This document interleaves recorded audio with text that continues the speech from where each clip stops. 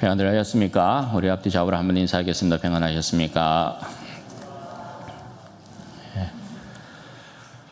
오늘 우리 지원이 데뷔 무대 아주 좋았어요. 잘했어요. 네, 감사합니다. 그리고 우리 10월 달이 되면 올해 안으로 어쨌든 우리 또 유시스터즈의 유시스터즈 누구지 압니까? 우리 유양순 권사님과 유호나 권사님을 이야기하는데 유호나 권사님이 또 드럼으로 데뷔 무대를 가질 수 있습니다. 얼마나 열심히 잘 연습하고 있는지 모릅니다. 여러분 깜짝 놀라실 거예요. 감사합니다. 교회를 섬기는 섬김이 더욱더 풍성해지기를 바랍니다. 오늘은 영적 방심의 위험이라는 제목으로 하나님 말씀 증거하겠습니다. 오늘은 여러분 반갑게도 비가 이렇게 내립니다. 그죠? 그동안 많이 이렇게 더웠는데 사람들이 여러분 이렇게 여름철에 더우면 산으로 들로 또 바다로 계곡으로 이렇게 피서를 가지 않습니까? 그곳에 가면 우리가 쉽게 발견할 수 있는 표지판이 하나 있습니다. 그게 뭡니까? 위험이라는 표지판입니다. 좀 위험한 산길이다 싶으면 여지없이 위험이라는 표지판으로 경고하고 있고 또 먼 바다나 조금 위험한 계곡 같은 경우에도 쉽게 찾아볼 수 있는 게 위험이라는 표지판입니다. 아무래도 여러분 위험이라는 이 표지판이 붙어 있으면 사람들이 그것을 보고 조심하게 되죠. 그리고 경계하게 됩니다. 위험이라는 이 표지판의 최종 목적은 여러분 뭐겠습니까? 죽음이라는 두려움을 사람에게 안기려고 하는 것이 아니고 그 표지판을 통해서 사람의 생명과 안전을 지키려고 하는 것이죠. 여러분 오늘 본문에도 사도 바울이 그리스도인의 삶에 위험이라는 표지판을 세우고 영적인 방심을 경계함으로써 생명과 구원의 삶을 지키도록 하고 있는데요. 살피면서 나누겠습니다.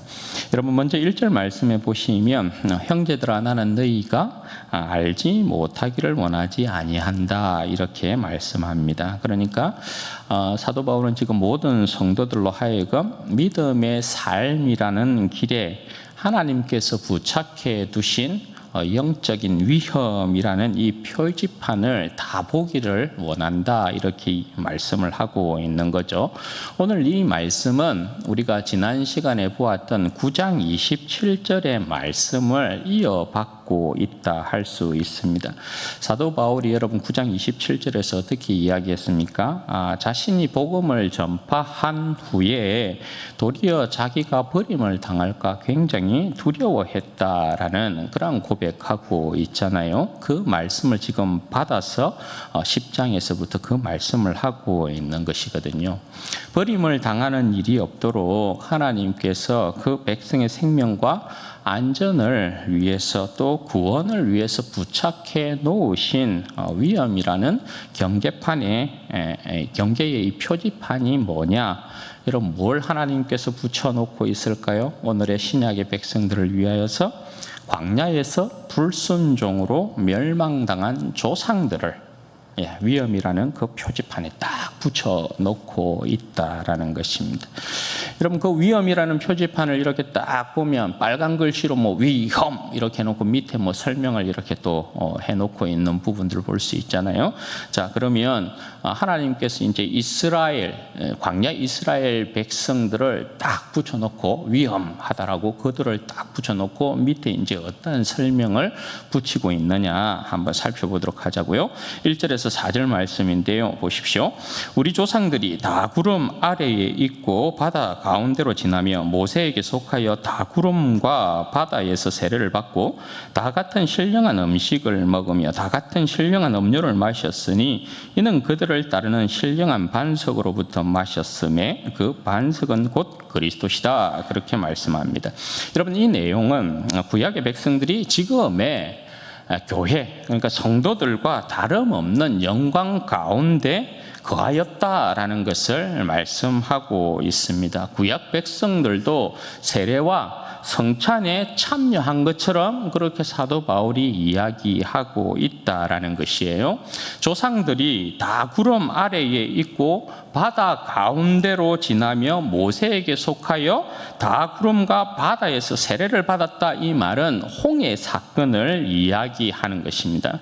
조상들이 다 구름 아래에 있었다라고 이야기할 때 구름은 우리가 민수기를 이제 살피면서도 보았지만 성령을 상징했던 것이었죠. 그러니까 성령의 인도함을 따라서 홍해를 건넌 사건을 세례다라고 사도 바울이 지금 해석을 하고 있는 것입니다. 신약의 성도들도 여러분 세례를 받고 있죠. 이것과 지금 매칭을 지금 시키고 있는 것입니다. 그러면 여러분 세례의 의미가 뭐냐라는 것이죠. 세례가 여러분 어떤 의미입니까? 세례란 죽고 사는 것을 이야기하는 것이죠. 죽음이란 여러분 뭡니까?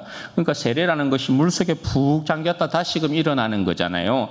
물속에 들어갔다라는 건 죽음을 이야기하는 거고 다시금 올라오는 건 다시 살았다라는 것을 의미하는 것이란 말이죠. 그러면 죽음이라는 것은 옛사람의 죽음을 이야기하는 것이고 다시 산다라는 것은 새 사람으로서의 삶을 이야기하는 것이죠.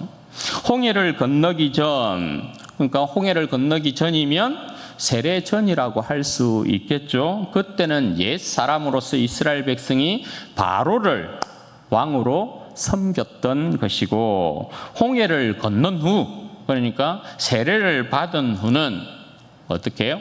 다시 산 삶으로서 모세에 속하여서 하나님을 섬기는 종이 되었다라는 것이죠.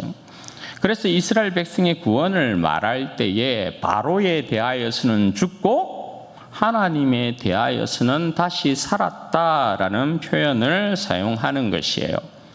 여러분 그리스도인의 우리의 세례도 여러분 마찬가지죠.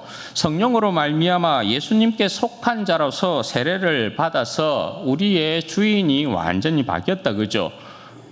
죄에 대하여서는 죽고 의에 대하여서는 다시 산 사람이 되었단 말입니다. 세례를 받기 전 우리는 어떤 사람이었습니까? 죄의 종으로서 마귀의 자식들이었다, 그죠?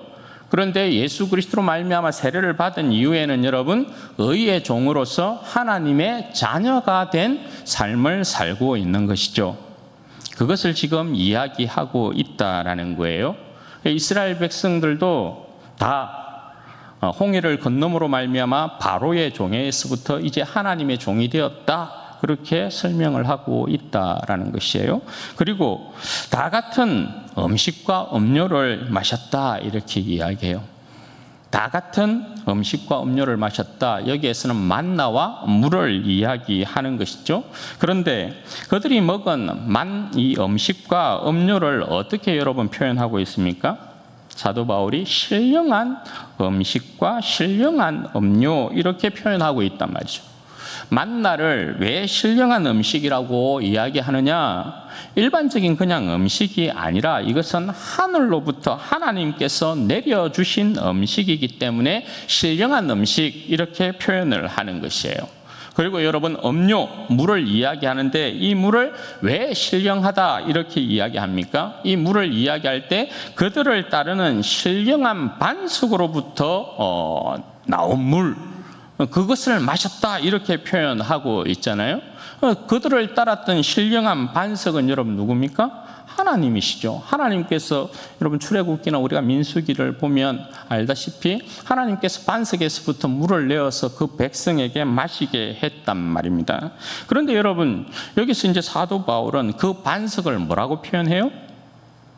이스라엘 백성 분명히 하나님으로부터 반석에서 물이 나와서 물을 마셨는데 그 반석은 그리스도다, 이렇게 표현한단 말이죠.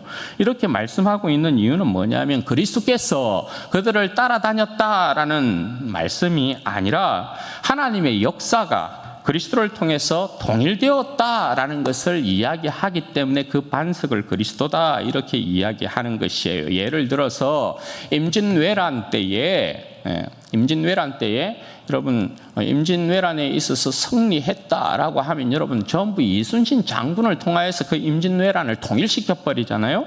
거북선을 누가 만들었느냐? 누가 만들었습니까?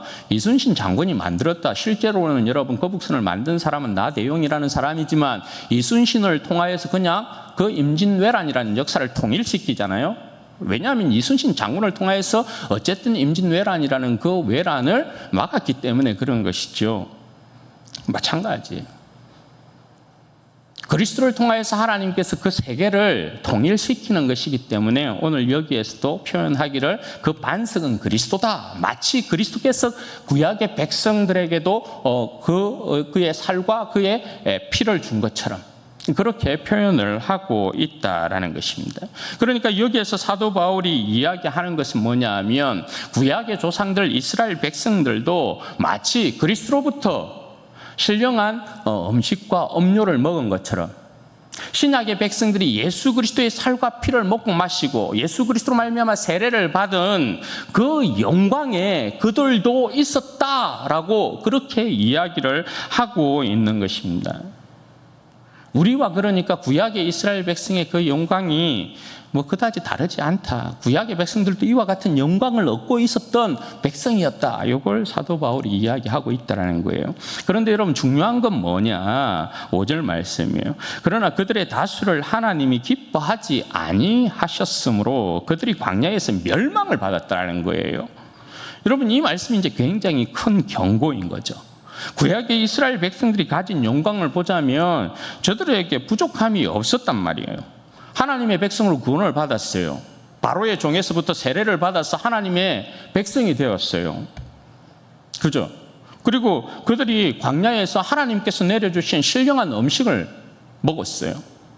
음료를 마셨다고요. 지금으로 치면 예수 그리스도를 통해서 세례를 받고 교회처럼 예수 그리스도의 살과 피를 먹고 마시는 성찬에 그들도 참여했단 말입니다.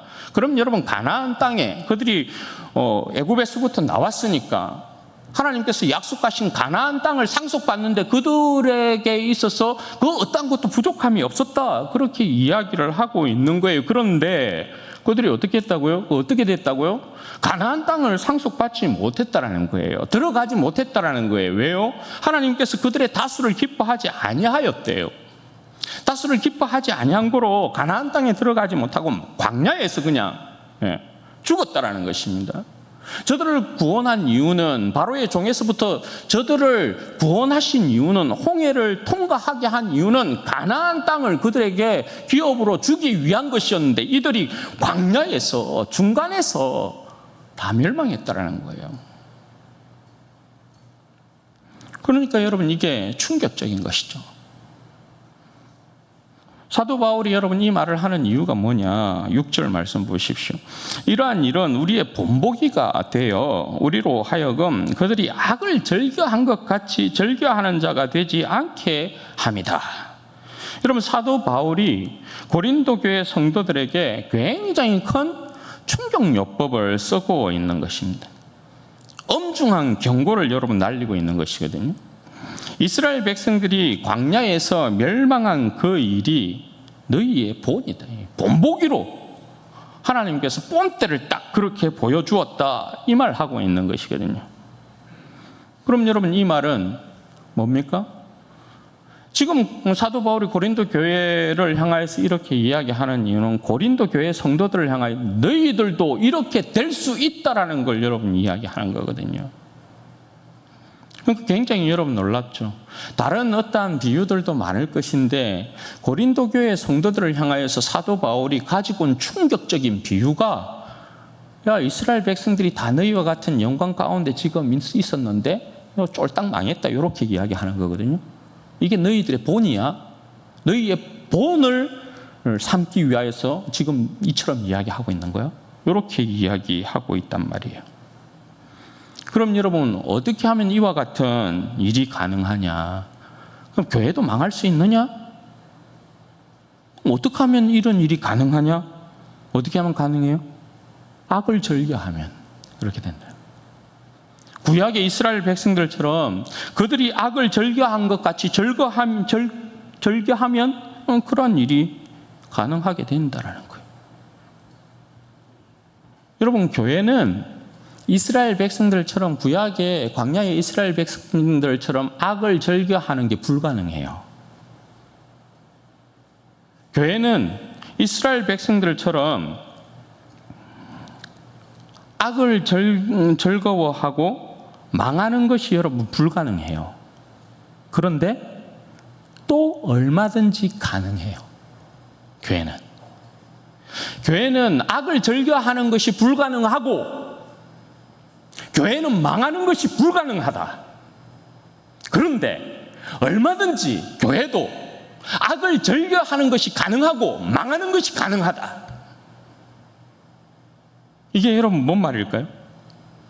교회가 여러분 악을 즐거워할 수 없다라는 것은, 교회는 성령을 쫓아 사는 백성이기 때문에, 성령을 쫓아 살면 악을 즐겨하는 것이 불가능해요.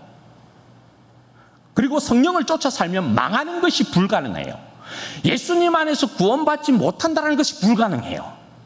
그런데 여러분, 반대로 교회가 성령을 쫓아 살지 아니하면 얼마든지 악을 즐겨하는 것이 가능하고, 악을 즐거워함으로써 망하는 것이 가능하다. 그걸 여러분 기억하고 계셔야 돼요.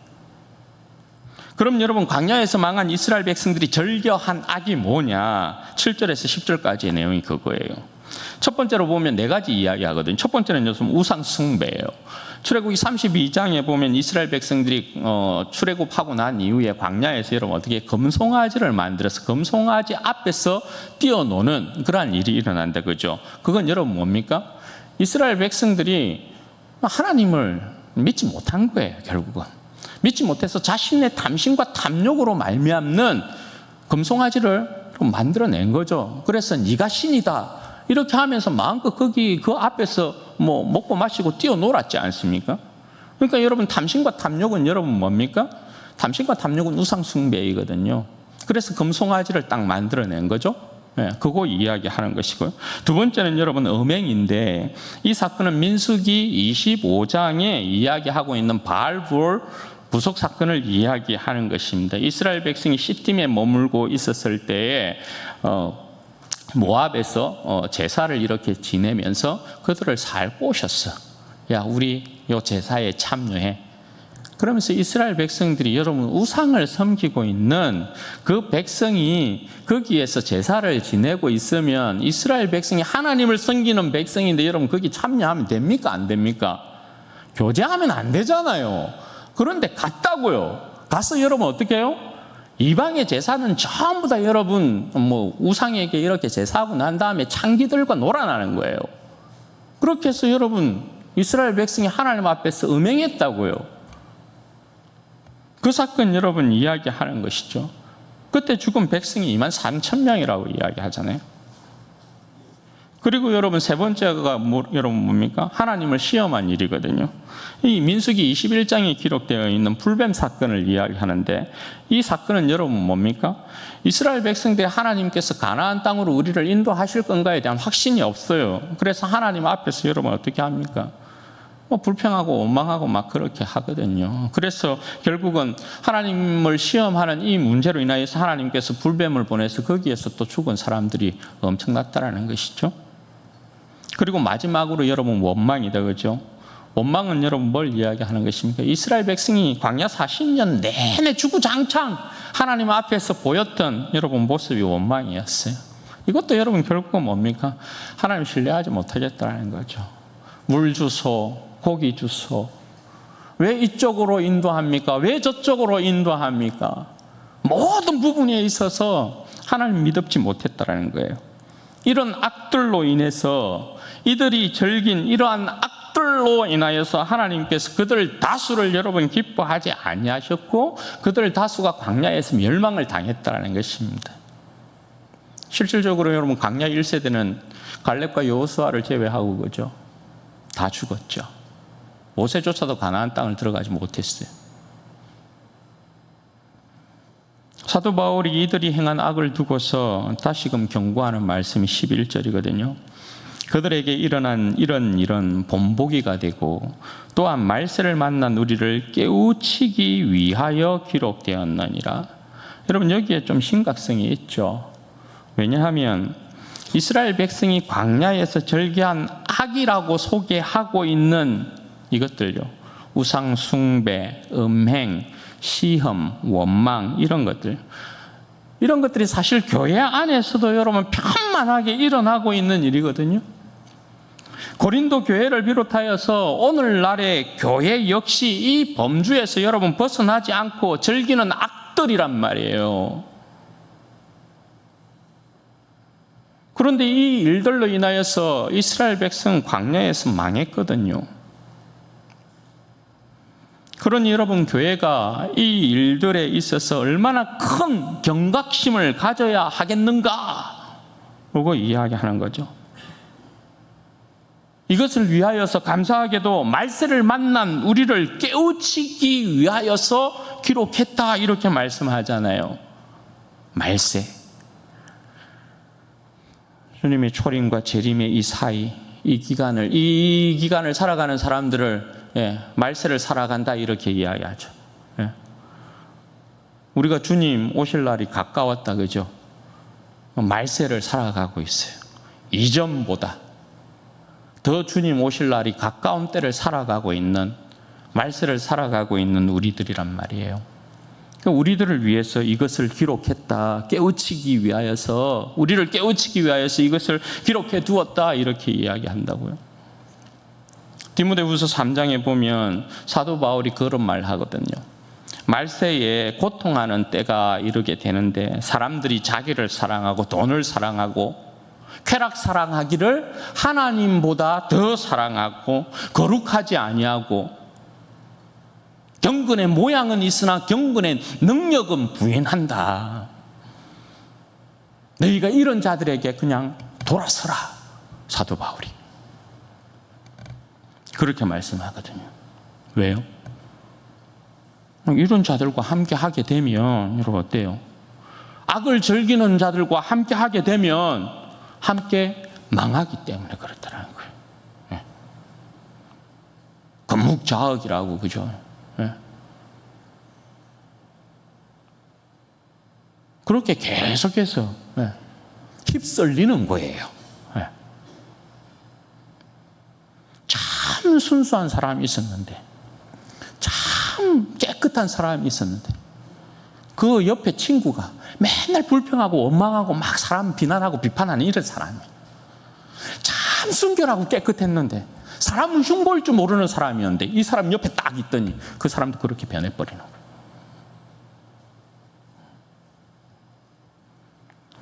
조심해야 되는 거죠. 그래서 여러분 사도 바울이 하는 말이 12절이에요. 12절 보십시오. 그런즉 선줄로 생각하는 자는 넘어질까 조심하라. 선줄로 생각한 자는 넘어질까 조심하라. 여러분 어떤 이가 자신의 믿음이 온전하다, 완전하다, 완벽하다 할 수 있을까요? 그죠? 사도 바울조차 그죠? 내가 내 몸을 쳐서 복종하면 내가 남에게 전파한 후에 도리어 버림을 당할까 두려워한다라고 고백하는 거죠. 누가 여러분 자신의 믿음이 굳건하다 자랑하고 여러분 내세울 수 있을까요? 우리 가운데. 사도 바울이 기록하고 있는 것처럼 데마는 세상을 사랑하여 데살로니가로 갔다라고 이야기해요. 여러분 그 서신서에 보면 데마가 처음에는 사도 바울의 정말 괜찮은 동역자로 소개됩니다. 그런데 끝에는 데마가 여러분 배신하고 세상을 향해서 떠났다, 이렇게 이야기한다고요. 데마 이름을. 그러니 여러분 자신이 섰다라고 생각할 때 가장 위험한 때다. 자신이 안전하다라고 할 때가 가장 위태로울 때다. 자신이 믿음이 있다고, 내가 좀 안다고 형제 자매를 무시할 때가 가장 큰 위기다. 왜요? 그때가 가장 교만한 때이고, 그때가 가장 사람 깔보기 쉬울 때이고요, 그때가 사람 가장 많이 비난하고 정죄하기 쉬운 때이기 때문에 그래요.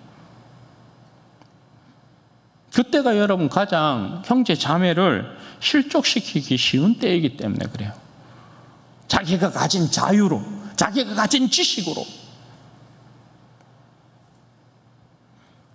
제가 여러분 가끔씩 그 이야기 드리지만 사마니, 우리 가운데 있는 사마니요. 사마니가 여러분 뭐죠? 교만이, 자만이, 오만이, 거만이, 사마니. 굉장히 조심해야 한다, 이거. 예. 어떻게 보면 기생충처럼, 예, 우리 영혼 아래 계속 기어다니는 게 이 사만이거든요. 교만하고, 거만하고, 오만하고, 자만하고, 요거. 교만할 때 여러분 넘어지는 것 아닙니까? 자만할 때 여러분 거꾸라지는 거죠. 여러분 오만할 때 내려앉게 되어지고, 거만할 때 추 터지는 거죠. 그런데 여러분 하나님께서는 미쁘신 분이시거든요. 하나님은 미쁘신 분이어서 그 백성들로 하여금 악에 빠지지 않도록 한단 말입니다. 그러니까 이 말은 뭐냐면 사람이 악에 빠지는 것은, 악을 즐겨하는 것은, 시험을 받는 것은, 유혹에 있어서 멸망당하는 것은 하나님 때문에 그런 게 아니라 이 사람들 안에 있는 이것 때문에, 사만이 때문에 그렇다는 거예요. 13절에 여러분 보십시오. 사람이 감당할 시험 밖에는 너희에게 당한 것이 없나니 오직 하나님은 미쁘사 너희가 감당하지 못할 시험 당함을 허락하지 아니하고 시험 당할 즈음에는 또한 피할 길을 내서 너희로 능히 담당하게 하신다, 이렇게 말씀하죠. 여러분, 사람이 감당할 시험 밖에는 당한 것이 없다, 그렇게 말씀하잖아요. 하나님께서 그 백성을 일부러 악에 빠지게 하기 위하여서, 망하게 하기 위해서 그들을 시험하는 일이 없다라는 거예요.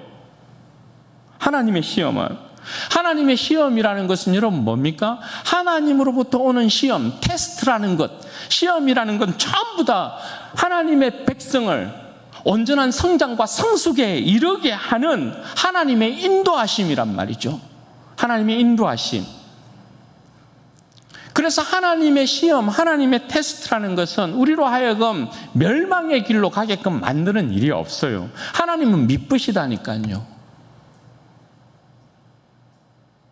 왜 여러분 자녀를 이렇게 낳고 엄마 아빠가 그 자녀에 대하여서 아무런 관심을 갖지 아니하고 성장과 성숙에 대하여서 여러분 돌아보지 않는다? 그건 온전한 엄마 아빠가 아니에요. 부모가 아니죠. 그죠? 진정한 부모라면 어떻게 해요? 자녀로 하여금 끊임없이 잔소리를 하는 이유가 뭡니까? 자녀에게 때로는 여러분 매를 드는 이유가 뭡니까? 성장과 성숙이요. 온전한 한 사람의 인격으로 세우기 위한 것이잖아요. 하나님의 시험이, 그 백성을 향한 시험이 그렇단 말이에요.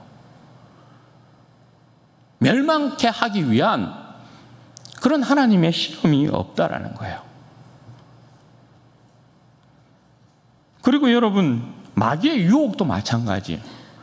하나님이 그 백성을 성장과 성숙에 이르게 하는 이 부분을 이제 하나님의 시험 테스트라고 이야기한다면, 요거는 여러분 마귀로부터 오는 유혹은 영어로 치면 temptation이라고 이야기하거든요.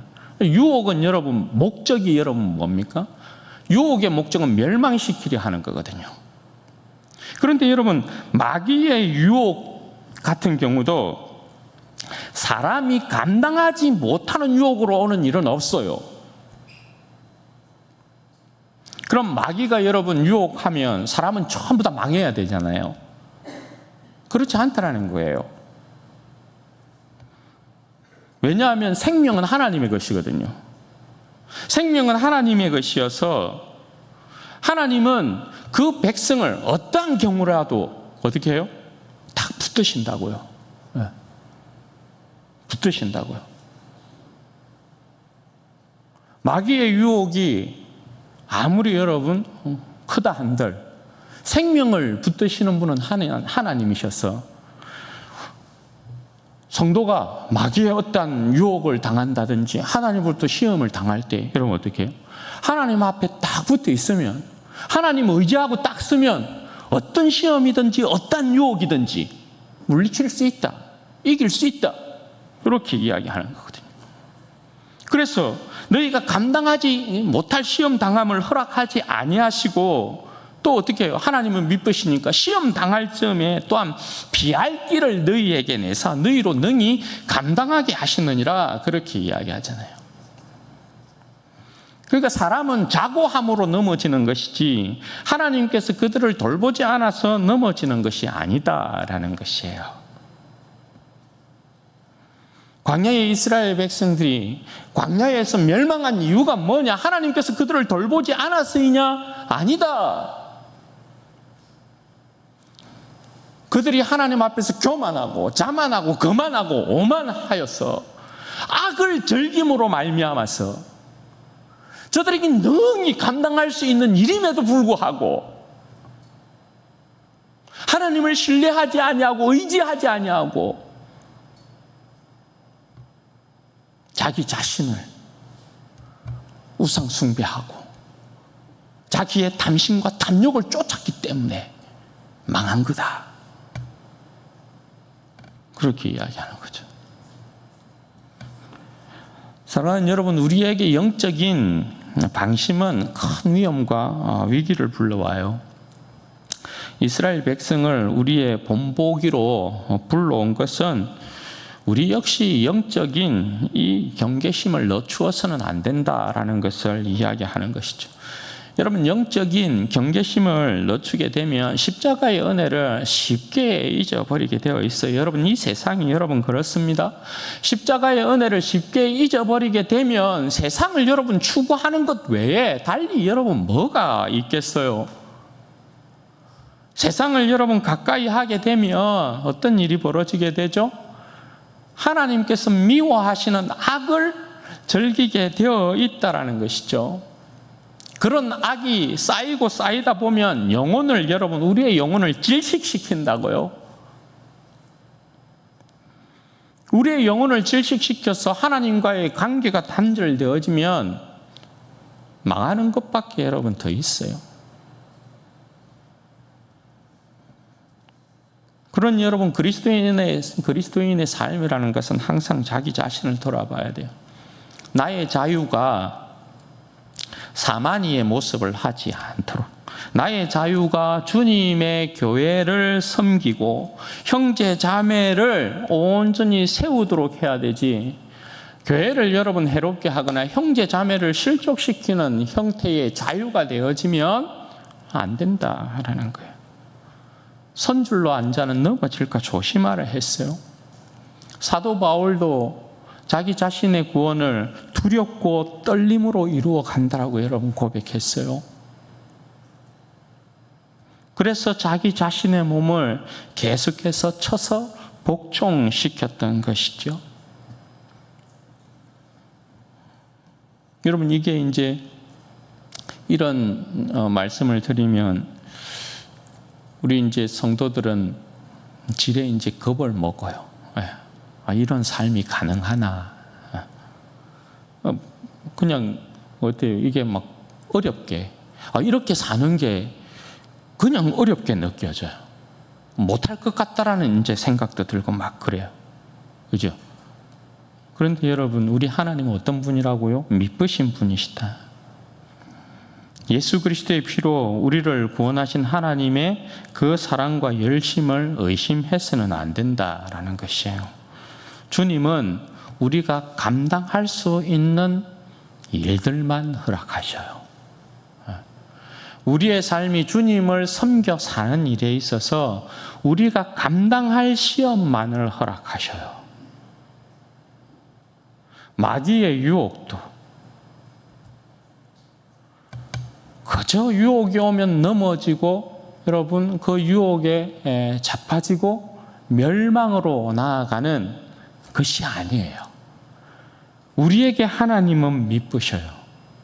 피할 길을 내세요. 피할 길을. 주님 의지하면 피할 길을 내세요. 그 길을 인도하는 분이 여러분 누구예요? 성령님이시거든요. 성령께서 늘 주님의 진리의 말씀 가운데 우리를 여러분 인도하시는 거죠. 구약의 백성들과 신약의 백성들의 여러분 다른 점이 여러분 뭡니까? 차이점이 여러분 뭡니까? 집사님 말씀이 너무 오랫동안 계속, 그 차이가 여러분 뭐죠? 구약의 백성들도 구름 아래서, 성령 아래서, 우리도 성령을 통하여서 세례를 받았고, 그죠? 그런데 여러분, 여기에서 결정적인 차이가 뭡니까? 결정적인 차이가, 구약의 백성들은 성령의 그 역사가 한시적이었다는 것이고, 물론 그들을 계속해서 겉에서 인도하셨지만, 신약의 백성들에게는 여러분 뭡니까? 성령이 우리 안에 거하시면서 영원히 우리와 함께 하신단 말이죠. 여러분, 이게 굉장히 큰 차이다. 결국은 이게 여러분 구약과 신약의 백성들에게 있어서 실패와 승리를 가른다. 이것이 지난 시간에도 우리가 보았지만, 율법에 대한 그리스도인의 이 자유, 구약 율법에 있어서 그리스도인의 자유, 이건 굉장히 성도들이 이야기 많이 하고, 율법에서의 자유에 대한 부분을 이야기하는데, 이 자유가 여러분 범죄의 자유를 이야기하는 건 아니거든요. 우리는 그리스도의 율법 아래에 있는 자들이란 말입니다. 그리스도의 율법 아래. 그럼 여러분, 성령께서 우리와 함께 하지 않을 때에 우리는 구약의 백성들과 여러분 다르지 않다. 결코 다르지 않다. 우리의 삶이. 여러분 그렇잖아요? 그럼 뭐가 달라요? 우리의 삶이 성령 충만함 가운데 성령을 따르지 아니할 때 우리가 구약의 백성들과 여러분 뭐가 다르죠? 하나도 다른 게 없다. 하나도. 끊임없이 그리스도의 율법 아래에 있는 자들이지만 그리스도의 율법과 상관없는 삶을 여전히 산다. 주의 백성들이. 제가 이 말씀을 주면 굉장히 심각해지는 거예요. 이게 어떤 의미에서 심각해지냐? 야, 우리가 성령을 쫓아 살지 않으면 결국은 우리 안에 계신 성령을 인정하고 성령 안에서 인도함 받지 아니하고 성령을 쫓아 살지 않으면 우리가 우리 안쪽에 일어나는 탐심과 탐욕의 우상 숭배를 멈출 수가 없구나. 그렇잖아요. 우상 숭배를 피할 길 없고 세상을 사랑하는 몸으로서의 음행뿐만 아니라 세상을 사랑하는 음행을 피할 길이 없어요. 그러죠? 세상의 이 화려한 세상에 여러분 음행을 피할 길이 있나요? 세상을 사랑하지 않을 방법이 있나 우리 안에? 주님을 시험하고 원망하는 이 일에서 여러분 벗어날 길이 있나? 없다. 없다.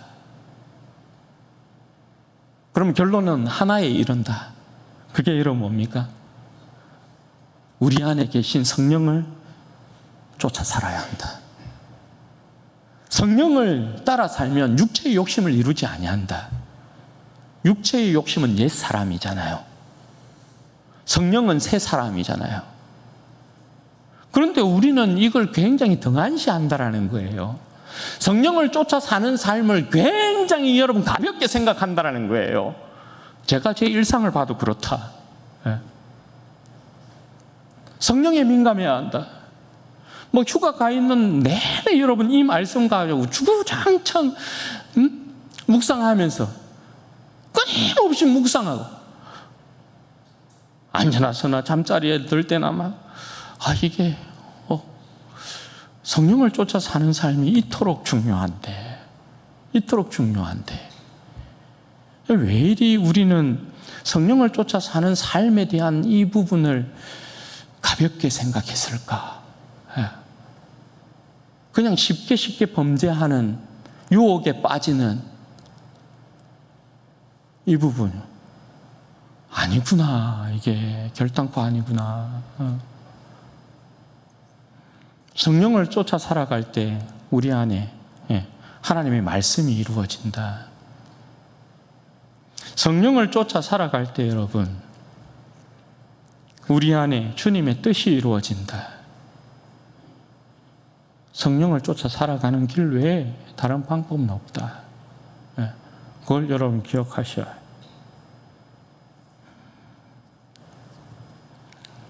여러분, 이 시대에 주님과 동행하는 삶을 살아가는 건 성령과 함께하는 거예요.